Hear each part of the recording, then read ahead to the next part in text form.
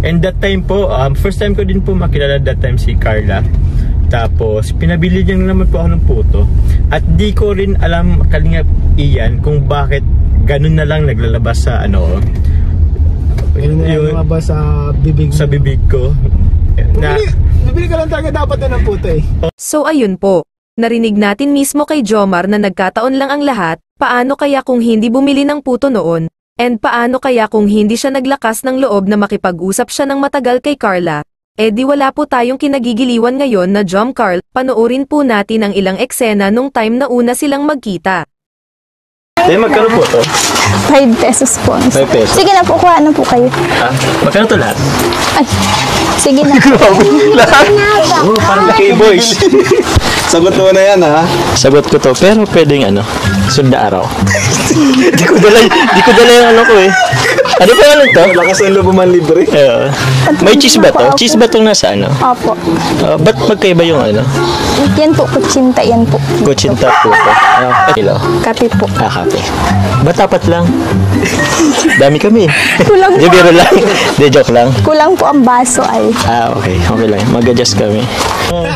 Sa totoo ang mga Kalingap, after nung vlog na po yun, pinagtawanan nila ako. Kasi ba't... Kasi bibili lang dapat naman ng puto, pero yun. Parang nagsiriling ako eh. Alam niyo po ba na pagkatapos ng eksenang ito ay pinagtawanan si Jomar dahil wala siyang eksena doon? Dahil ang purpose lang niya doon ay ang pagbili lang ng puto. Siguro nagutom lang siya sa biyahe. Pero nung time na makita na niya si Carla, nag-iba na daw si Jomar. Baka yun na yung tinatawag na love at first sight. Kaya makikita mo na hindi na niya nilubayan si Carla. Panoorin po natin ang eksena. So yun, bilhin ko to. Ayun ito ilalako mo? Opo. Dito lang. Sige na po. Wait lang po, makuha lang po akong pangdampot ng ano. Anong kukunin mo? Dampot. Sige, tulungan na kita. Pwede ba? Ano rin ako dito? Kakala ko mabibili ka lang. Ba't papasok ka na dyan? Tutulungan ko mag... Anong to? Pwede ba dito? Ay, sorry. Ako na. Tinidor po. Tinidor.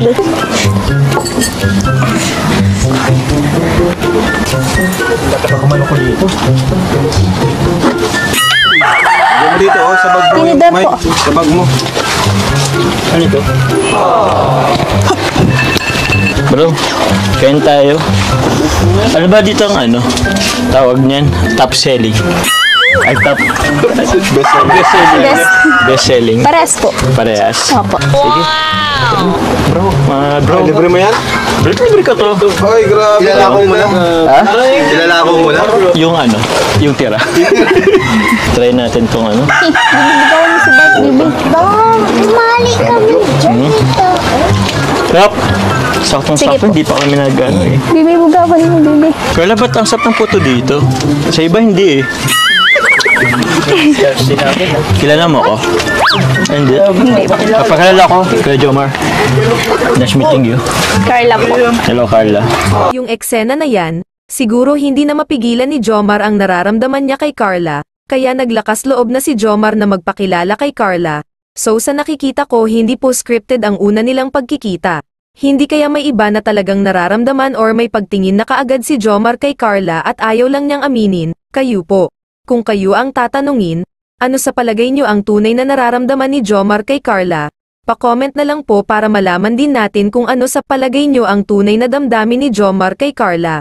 Panoorin po natin ang natitirang eksena sa una nilang pagkikita. Ito talaga, mabili kang puto o mapakilala? Kasama na yun. Kayo? Sige po. Sige Bibi, po. puto. Nagmerienda na din po yan. Ay, nagmerienda. Opo. Mga bro, ano? Meron din dito kape. Basta ako lang, bro, ha? Sige lang. Kali nga pala. Ikaw na nagbenta, Ha? Ikaw na nagbenta. Siyempre sa inyo pa lang alam ko ano na agad to eh. Bibi, Sold out na agad to. ito ako sa mata. Anong sekreto mo pag ano nito? Anong sekreto mo sa pagluto nito? Ano po? Hindi siya makasagot. Alam ko anong sekreto dito. Halong pagmamahal to eh. Opo. Tsa. Tapos lagyan ng ano. 100% pagtitiwala. Kain ka? Sige po. Kumain ka na ba? Opo. Almusal? Kanina pa yun. Anong oras na ba? Kapatid mo? Opo. Pang ilan? Bunso po. Bunso. Pang-apat? Opo. Yung dalawa? Pang ilan ka? Panganay po. Panganay ka? Yung pangalawa, pangatlo, asan? Naandyan po yata, naggagala po.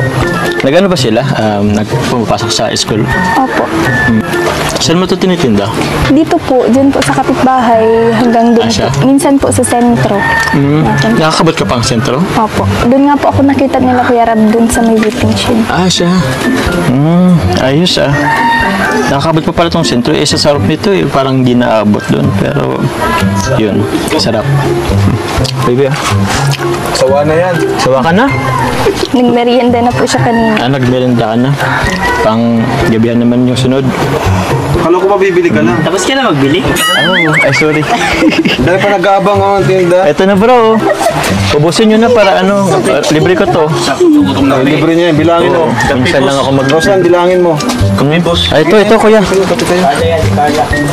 Ay, Carla pala. Kapira. Anong kape mo? Ano lang po yan, Great Taste Premium Great Taste. with Bear Brand. Talaga? May halong gatas to? Opo.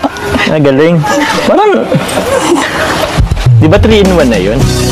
4-in-1 pala kasi may gatas pa. Ay, bali 5-in-1. Alam mo yung kung ano yung isa? Yung pagmamahal?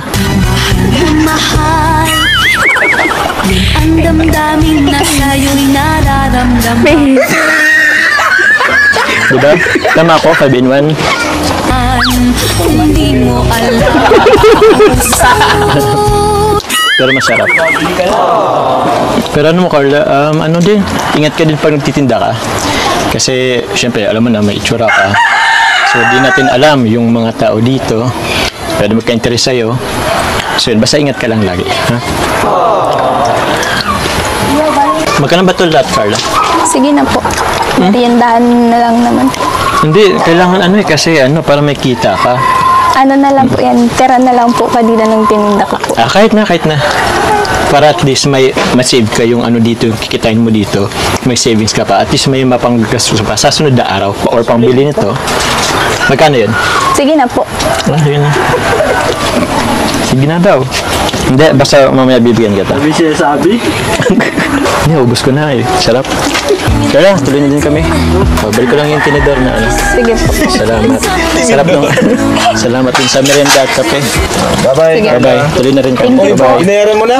Bebe, may itim ako sa mata. Oy. Kain. Sabi mo kanina. Yung totoo. Di ko talaga nadala yung ko ngayon. Sige na po. Hindi, Sige na babayaran po, ko yan. na po. Pero ako ba? di ko dala yung ko Wala, hinalap ko wala. Sabihin mo sa kanya utang muna. Pwedeng utang na muna. Sige po. Babalik pa naman ako. Para sa'yo. Okay lang ba? Thank you po. Thank you, bye-bye. Thank you po. Bye-bye po. Thank you po. So ngayon, Kalingap Ian, gusto ko lang malaman kung anong opinion mo about sa Jomcar. Anong point of view mo bilang manonood? Okay. May chemistry nga ba talaga Ang Jomcar. ang Jomcar? Para sa akin merong chemistry. Straight to the point. Hindi na ako magpapaligoy-ligoy pa. Merong chemistry po mga kalingap. Kasi sa tingin ko, hindi naman siguro magkakaroon ng Jomcar kung wala. Wala. And ito po, para po sa pagkakaalam ng karamihan, ang Jomcar po ay unplanned. Yun, unplanned po. And bigla na lang po itong dumating, bigla na lang lumitaw dahil po sa unexpected na mga pangyayari habang nagbablog kami. Oo. And ayun, biglang nagkaroon ng part dun sa vlog ni Rab na parang nagkaroon kayo ng scene na nagkasama kayo. Simpleng vlog lang kasi bubuga normal, nagbibisita kami, wala naman dun talaga kung anong gusto namin mangyari. Yun na lang, kung anong ginagawa namin, yun talaga yun. Naghahatid kami ng tulong and sakto napabili si Jomar ng puto. And yung pagbili mo bro ng puto, nagustuhan ng mga tao. Parang alam mo yun, kahit hindi nyo tinatry magpakilig ng mga panahong yun, ay may mga kinilig bro. Sabihin ko bro, wala naman kayong intention na di naman kayo nanabtin. Pero yung mga simpleng ngiti siguro, simpleng mga eye connection, may mga ganon, mga body language. May nagustuhan ng tao, kinilig sila doon. Kinilig. And biglang nagkaroon ng Jomcar. Kung kayo po ang tatanungin, anong masasabi nyo kung bakit tinangkilik ang tambalan nila Jomar at Carla, na ngayon ay marami na talaga silang tagahanga na talagang inaabangan bawat eksena ng Jomcar? Kapakilala ko, Kuya Jomar. Nice meeting you. Carla po. Hello, Carla.